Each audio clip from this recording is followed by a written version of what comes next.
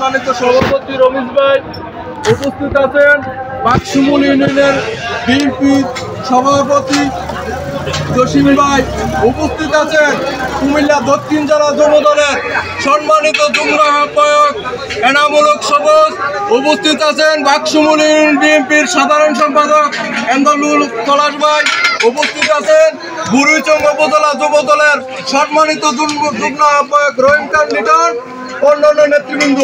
আসলে আজকে বক্তব্য দেওয়ার সময় না।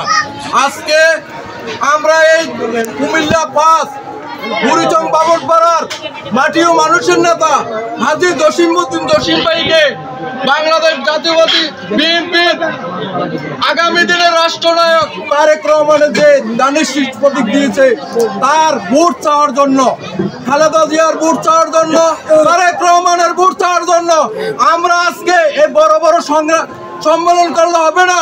যার যার ওয়ার্ডে যে আসলে হাতে ধরি পাও ধরি যে হাজী জসিমউদ্দিন জসিম ভাইয়ের ভোটটা চাইতে হইব, তারেক রহমানের ভোটটা চাইতে হইব।